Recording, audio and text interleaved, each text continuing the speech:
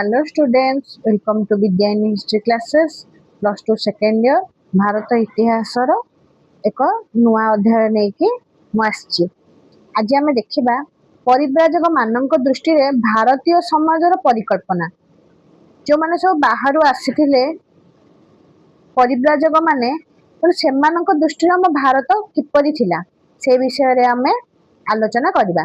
ଦଶମରୁ ସପ୍ତଦଶ ଶତାବ୍ଦୀ ପର୍ଯ୍ୟନ୍ତ କୋଉ ମହାନ ପରିବ୍ରାଜକ ମାନେ ଆସିଥିଲେ ଗୋଟି ଗୋଟି କରିକି ଦେଖିବା। ପ୍ରଥମେ ଆମେ ଯାହା ବିଷୟରେ ଜାଣିବା ସେ ହେଉଛନ୍ତି ଏକାଧାରରେ ଜଣେ ଗଣିତଜ୍ଞ, ଜ୍ୟୋତିର୍ବିଦ ଏବଂ ଐତିହାସିକ ମଧ୍ୟ, ଯିଏକି ତାଙ୍କର ରଚନା ଗୁଡ଼ିକ ଆରବୀୟ ଭାଷାରେ ଥିଲା। ତାହେଲେ ଦେଖିବା। ତମର ସ୍କ୍ରିନରେ ଯୋଉ ଦିଆ ହେଇଛି ସେ ହେଉଛନ୍ତି ଆଲବେରୁନି।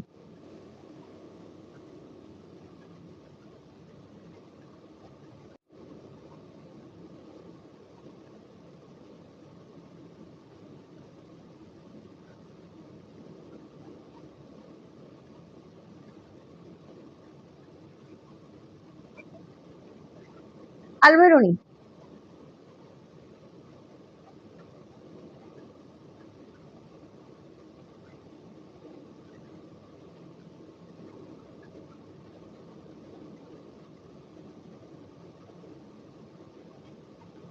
ଇଏ ହଉଛି ଆଲବେରୁନିଙ୍କର ଫଟୋ। ତାହେଲେ ଚାଲ ତାଙ୍କ ବିଷୟରେ କିଛି ଆଲୋଚନା କରିବା।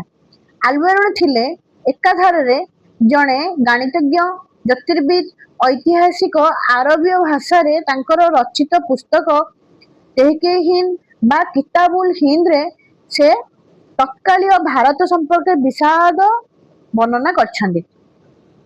ଏକାଦଶ ଶତାବ୍ଦୀରେ ଭାରତର ସମାଜ, ଭୌଗୋଳିକ ଅବସ୍ଥା, ଧର୍ମ, ବିଜ୍ଞାନ, ରୀତିନୀତି ଆଦି ବିଷୟରେ ତାଙ୍କ ପୁସ୍ତକରେ ସେ ବିଶାଦ ଭାବରେ ବର୍ଣ୍ଣନା କରିଛନ୍ତି।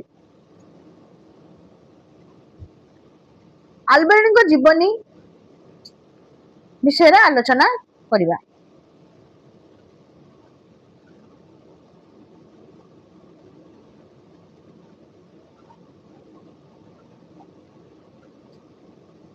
ଆଲବେରୁନିଙ୍କ ପୁରା ନାମ ଥିଲା ମହମ୍ମଦ ଇବନ ଅବୁ ରହାନ ଆଲ ବେରୁନି। ନାଁ ଗୁଡ଼ିକ ମନେ ରଖିବା ପାଇଁ ଟିକେ କଷ୍ଟ ହବ, ତେଣୁ ବାରବାର ରିପିଟ କଲେ ମନେ ରହିଯିବ। ମହମ୍ମଦ, ପୁଣି ଆଉଥରେ ଦେଖ, ମହମ୍ମଦ ଇବନ ଅବ ରହାନ ଆଲ ବେରୁନି, ତାକୁ ଆମ ସର୍ଟ ଫର୍ମରେ ଆଲବେରୁନି ବୋଲି କହୁଛେ। ସେ 973 ଖ୍ରୀଷ୍ଟାବ୍ଦରେ ମଧ୍ୟ ଏସିଆର ଉଜବେକିସ୍ତାନରେ ଥିବା ଖ୍ୱାରାଜମ ଠାରେ ଜନ୍ମଗ୍ରହଣ କରିଥିଲେ। ସାହିତ୍ୟ ଓ ବିଜ୍ଞାନରେ ପାରଦର୍ଶିତା ଲାଭ କରି ସେ ଖ୍ୱାରିଜମର ମାମୁନି ରାଜବଂଶ ରାଜକୁମାର ମାନଙ୍କୁ ଶିକ୍ଷାଦାନ କରୁଥିଲେ। ତାଙ୍କର ସେ ପେଶାରେ ଥିଲେ ଜଣେ ଶିକ୍ଷକ। ଉପଯୁକ୍ତ ହିବ୍ରୁ ଭାଷାରେ ତାଙ୍କର ଅଗାଧ ପାଣ୍ଡିତ୍ୟ ଥିଲା। 1017 ଖ୍ରୀଷ୍ଟାବ୍ଦରେ ଅନ୍ୟମାନଙ୍କ ସହିତ ଆଲବେରୁନି ମଧ୍ୟ ମାମୁଙ୍କ ହାତରେ ବନ୍ଦୀ ହୋଇଥିଲେ। ମାମୁଦ ଭାରତ ଆକ୍ରମଣ କରିବା ସମୟରେ ଆଲବେରୁନି ଭାରତ ଆଗମନ କରିଥିଲେ। ସେଠାରେ ଅବସ୍ଥାନ କରି ଭାରତୀୟ ପୁରାଣ ତଥା ଅନ୍ୟାନ୍ୟ ବିଜ୍ଞାନ, ଜ୍ୟୋତିର୍ବିଜ୍ଞାନ, ଶାସ୍ତ୍ର ଗ୍ରନ୍ଥ ଆଦି ବିଷୟରେ ସେ ସଂସ୍କୃତ ଭାଷାରେ ଜଣେ ବିଖ୍ୟାତ ପଣ୍ଡିତ ରୂପେ ପରିଗଣିତ ହେଲେ। ଭାରତ ସମ୍ପର୍କରେ ସେ ବିବରଣୀ ତେହକେ ହିନ୍ଦ ନାମକ ପୁସ୍ତକରେ ବିଶାଦ ଭାବରେ ବର୍ଣ୍ଣନା କରିଛନ୍ତି।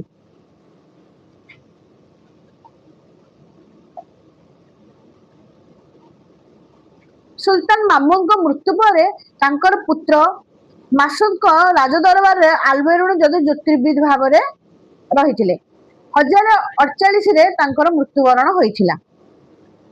ତାହେଲେ ଦେଖିବା ସେ ଭାରତ ସମ୍ପର୍କରେ କଣ କଣ ତାଙ୍କର ତେହକେ ହିନ୍ଦରେ ବର୍ଣ୍ଣନା କରିଛନ୍ତି। ଆଲବେରୁନି ତାଙ୍କ ପୁସ୍ତକରେ ଭାରତ ବର୍ଣ୍ଣନା ବିଷୟରେ ବର୍ଣ୍ଣନା କରିଛନ୍ତି। ସେ ହିନ୍ଦୁ ନଦୀର ପୂର୍ବରେ ଅବସ୍ଥିତ ଅଞ୍ଚଳକୁ ହିନ୍ଦ ରୂପରେ ବର୍ଣ୍ଣନା କରିଥିଲେ। ଆରବୀୟ ମାନେ ଏହି ଅଞ୍ଚଳକୁ ଅଲ୍ ହିନ୍ଦ ରୂପରେ ଜାଣିଥିଲେ। ଏହାର ଅଧିବାସୀ ମାନଙ୍କୁ ହିନ୍ଦୀ କୁହାଯାଉଥିଲା। ପରବର୍ତ୍ତୀ ସମୟରେ ତୁର୍କୀ ମାନେ ଏହି ଅଞ୍ଚଳକୁ ହିନ୍ଦୁସ୍ତାନ ଓ ଏହାର ଅଧିବାସୀ ମାନଙ୍କୁ ହିନ୍ଦୁ ବୋଲି ବିବେଚିତ କଲେ।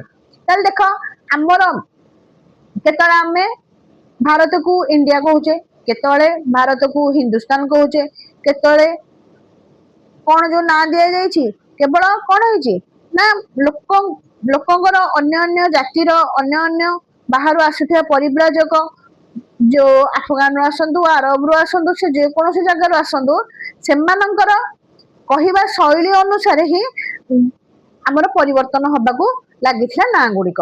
ତେଣୁ ଫାଷ୍ଟ ଆଲବେରୁଣି ସିନ୍ଧୁ ନଦୀ ଥିବାରୁ ତେଣୁ ଏହି ଅଞ୍ଚଳକୁ ହିନ୍ଦ ବୋଲି ନାଁ ଦେଇଥିଲେ। ଆରବୀୟ ଏହି ଅଞ୍ଚଳକୁ ଅଲ୍ ହିନ୍ଦ ବୋଲି ନାଁ ଦେଲେ, ଅଧିବାସୀ ମାନଙ୍କୁ ହିନ୍ଦୀ ବୋଲି କହିଲେ। କିନ୍ତୁ ପରବର୍ତ୍ତୀ ସମୟରେ ତୁର୍କ ମାନେ ଆସିଲେ, ସେମାନେ କଣ କଲେ ହିନ୍ଦୁସ୍ତାନ ବୋଲି କହିଲେ ଆଉ ଏହାର ଅଧିବାସୀ ମାନଙ୍କୁ ହିନ୍ଦୁ ବୋଲି ବିବେଚିତ କଲେ। ଆଲବେରୁଣି ହିନ୍ଦୁ ମାନଙ୍କୁ ଏକ ସ୍ୱତନ୍ତ୍ର ମଣିଷ ରୂପେ ପରିଗଣିତ କରିଥିଲେ। ନିଜ ଚିନ୍ତା ଚେତନାରେ ସେମାନେ ମଜି ରହିଥିଲେ। କୌଣସି ବୈଦେଶିକ ରୀତିନୀତି ସେମାନେ ଅବଲମ୍ବନ କରୁନଥିଲେ। ତେଣୁ ସେମାନେ ଅନ୍ୟମାନଙ୍କ ଠାରୁ ସ୍ୱତନ୍ତ୍ର ଥିଲେ।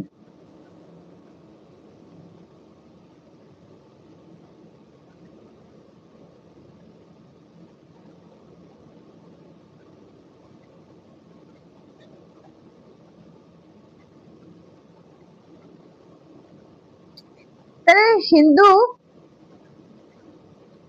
ଧର୍ମର 9 ଗୋଟି ସ୍ତମ୍ଭ। ଦେଖିବା ଆଲବେରୁଣିଙ୍କ ମତରେ ହିନ୍ଦୁରେ କଣ 9 ଗୋଟି ସ୍ତମ୍ଭ ଗୁଡିକ ଥିଲା ନା ଆଲବେରୁଣି ନିଜ ପୁସ୍ତକରେ ହିନ୍ଦୁ ଧର୍ମର 9 ଗୋଟି ସ୍ତମ୍ଭ ସମ୍ପର୍କରେ ସୂଚନା ଦେଇଛନ୍ତି।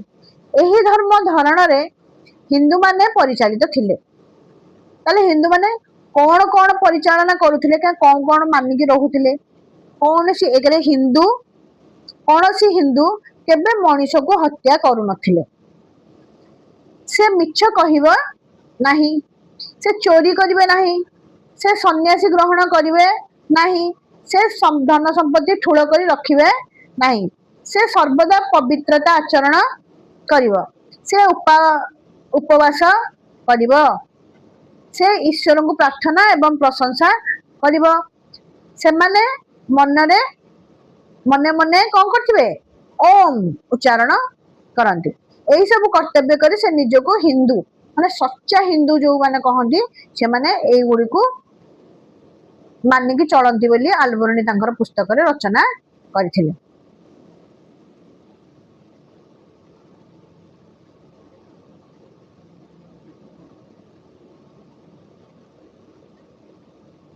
ତାହେଲେ ଚାଲ ଦେଖିବା ଆଉ କଣ ଅଛି ତାଙ୍କ ପୁସ୍ତକରେ କଣ ରଚନା କରାଯାଇଛି ଆମ ହିନ୍ଦୁସ୍ତାନ ବିଷୟରେ। ଅଷ୍ଟଦିବ୍ୟଗଣଙ୍କ ବର୍ଣ୍ଣନା। ଆଲବେରୁଣି ଅଷ୍ଟଦିବ୍ୟଗଣଙ୍କ ସମ୍ପର୍କରେ ନିଜର ପୁସ୍ତକରେ ଉଲ୍ଲେଖ କରିଛନ୍ତି। ସେମାନେ ହେଲେ ଦେବ, ଦୈତ୍ୟ, ଗନ୍ଧର୍ବ, ଯକ୍ଷ, ରାକ୍ଷସ, କିନ୍ନର,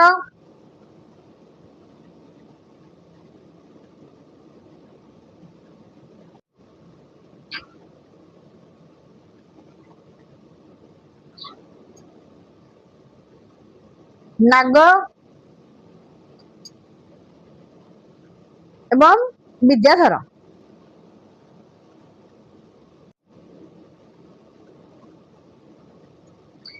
ତାହେଲେ ପ୍ରଥମରେ ଆମର ଦେବ, ସେମାନେ ଉତ୍ତରରେ ଅବସ୍ଥାପନ କରନ୍ତି ଓ ହିନ୍ଦୁ ମାନଙ୍କ ଆରାଧ୍ୟ ଦେବତା। ଦୈତ୍ୟ, ସେମାନେ ଦକ୍ଷିଣରେ ବାସ କରନ୍ତି ଓ ହିନ୍ଦୁ ଧର୍ମର ପରପନ୍ଥୀ ଅଟନ୍ତି। ଗନ୍ଧର୍ବ, ସେମାନେ ବାଦ୍ୟ ବଜାଇଥାନ୍ତି। ଯକ୍ଷ, ସେମାନେ ଦେବତା ମାନଙ୍କର ଧନ ଭଣ୍ଡାରକୁ ଜଗିଥାନ୍ତି। ରାକ୍ଷସ, ସେମାନେ କଦାକାର ଓ କୁତ୍ସିତ ଅଟନ୍ତି। କିନ୍ନର, ସେମାନେ ମଣିଷ ଶରୀର ଓ ଘୋଡା ମୁଣ୍ଡ ଧାରଣ କରିଥାନ୍ତି। ତାପରେ ରହିଲା ନାଗ।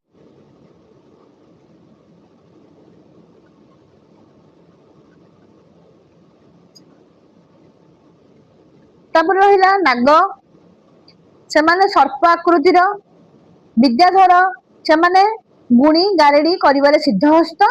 ଏହି ଅଷ୍ଟଦିବ୍ୟଗଣଙ୍କୁ ହିଁ ହିନ୍ଦୁମାନେ ଜାଣିଥିଲେ। ଆଲବେରଣୁଙ୍କ ତାଙ୍କ ପୁସ୍ତକରେ ବର୍ଣ୍ଣନା କରିଛନ୍ତି।